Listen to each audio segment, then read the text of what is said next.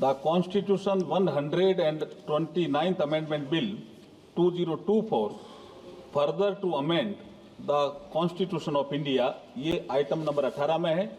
और item number 19 में जैसे आपने कहा, honourable speaker sir, with your permission I wish to move for leave to introduce the union territories laws amendment bills 2024 further to amend the Government of Union Territories Act 1963, the Government of National Capital Territory of Delhi Act 1991, and the Jammu and Kashmir Reorganization Act 2019। ये मैं आपकी अनुमति से आपसे leave मांग रहा हूँ। Thank you sir. आपको मैं दूंगा। It's not proper and separate होगा, सेपरेट हो, डिस्कशन होगा sir. allot me the time for only one person leaders, okay, but a constitution amendment bill drastically changing the electoral process of our country, that is to be introduced separately, that is to be introduction has to be discussed, then take the other bill, otherwise it will be not fair as far as constitutional amendment is concerned।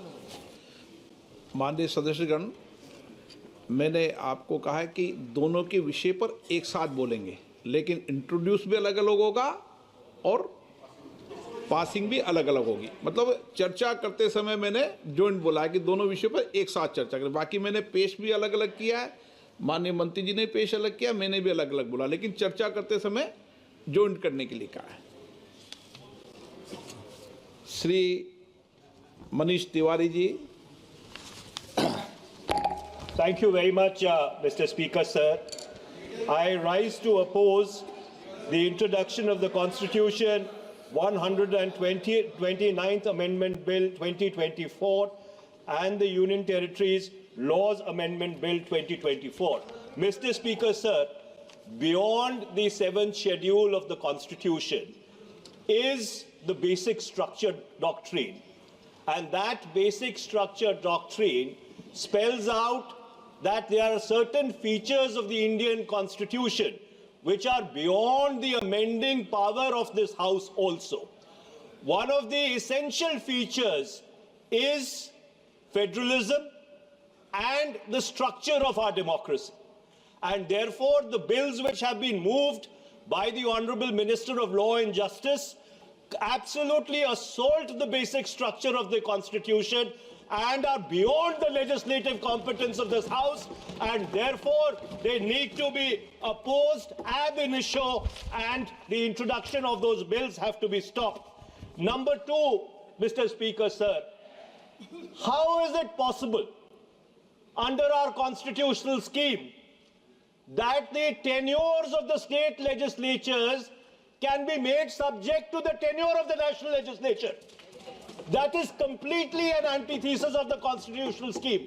There is absolutely no way under the Indian constitutional scheme where the states are separate constituents and equal constituents, the term of the state legislatures can be made subject to the term of the national legislature. And my final point, Mr. Speaker, sir, India is a union of states. Article 1 of the Constitution states that India is a union of states and not vice versa. And so therefore, this excessive centralism, which is sought to be brought into existence by this bill, absolutely militates against the constitutional scheme in its essence, in its entirety, and in its very object. And therefore, Mr. Speaker, sir, I would once again like to urge this House that the introduction of the bill and the consideration of the bill, because of the basic structure doctrine enunciated by the Supreme Court in the Kesavanand Bharti case, is beyond the legislative competence of this House, and therefore this bill needs to be withdrawn immediately. Thank you, Mr. Speaker, sir. धन्यवाद अध्यक्ष जी। मैं इस संविधान के 129वें संशोधन अधिनियम के विरोध के लिए खड़ा हूं। अध्यक्ष जी, मैं समझ नहीं पा रहा हूं, अभी 2 दिन पहले संविधान को बचाने की, संविधान की गौरवशाली परंपराएं की कस्में खाने में कोई कमी नहीं रखी। 2 ही दिन के अंदर संविधान की जो हमारी मूल भावना है, 2 ही दिन के अंदर संविधान का जो हमारा बेसिक स्ट्रक्चर है, 2 ही दिन के अंदर संविधान का जो हमारा संघीय ढांचा है उसको खत्म करने के लिए संविधान संशोधन बिल लाए हैं। मैं मनीष तिवारी जी से सहमत हूं और अपनी पार्टी और अपने नेता आदरणीय अखिलेश यादव जी की ओर से कहना चाहता हूं, ये बिल पूरे देश के जो अलग अलग भेष भाषाएं, संस्कृति, क्षेत्र की जो मान्यताएं हैं, जो हमारे संविधान निर्माताओं ने बहुत सोच विचार के मंथन अध्ययन करके ये संघीय ढांचा तैयार किया था, राज्यों का गठन भी किया था संस्कृति के हिसाब से, क्षेत्र के हिसाब से, भाषा के हिसाब से, परिस्थितियों और समय के हिसाब से।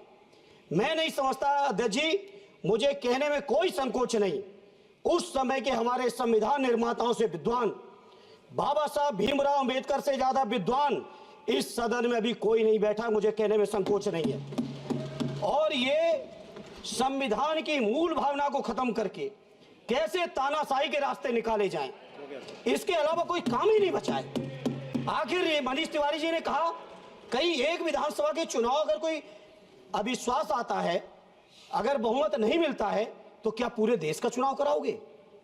पूरे देश का चुनाव कराओगे? और ये लोग एक देश, एक संविधान, एक चुनाव की बात करते हैं।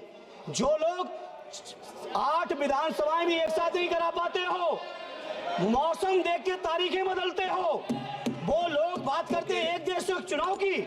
इसलिए अध्यक्ष जी, मैं अपनी पार्टी की ओर से, अपने नेता आदरणीय अखिलेश यादव जी की ओर से इस बिल का पुरजोर विरोध करता हूं और आपके माध्यम से देश के जनमानस से कहना चाहता हूं, ये भारतीय जनता पार्टी के लोग तानाशाही लाने के नित नए रास्ते लाते हैं। जो 8 विधानसभाओं का चुनाव एक साथ नहीं करा पाए, 4 राज्यों के चुनाव एक साथ नहीं करा पाए, वो पूरे देश की लोकसभा और सारे प्रांतों की विधानसभाएं एक साथ कराने की बात करते हैं। मैं पूछना चाहता हूं सरकार से, अगर एक प्रांत के अंदर सरकार गिरती है तो क्या पूरे देश की लोकसभा के चुनाव कराओगे? क्या अगर लोकसभा के चुनाव के चक्कर में उस प्रांत के लोग क्यों सफर करेंगे? अरे चर्चा कर लेना, अरे कुछ नहीं बचा है, कुछ नहीं बचा है आपके पास। अध्यक्ष जी, सदन को थोड़ा सा सिस्टम मिलाएं। अध्यक्ष जी, आपसे अनुरोध है, आपके माध्यम से सरकार से अनुरोध है, जनता ने बड़ी उम्मीदों के साथ हम सबको भेजा है और हम सब लोगों की जिम्मेदारी है, ये संविधान विरोधी, संघीय ढांचे विरोधी, बेसिक स्ट्रक्चर विरोधी कई केसों की चर्चा की मनीष तिवारी जी ने, मैं उनके साथ जोड़ते हुए माननीय सर्वोच्च न्यायालय की भावनाओं के विरोधी, गरीब विरोधी, दलित विरोधी, पिछड़ा विरोधी, मुसलमान विरोधी, इस नीयत को वापस लो। ये अध्यक्ष जी, आपके माध्यम से मेरी आपसे प्रार्थना है। बहुत बहुत धन्यवाद।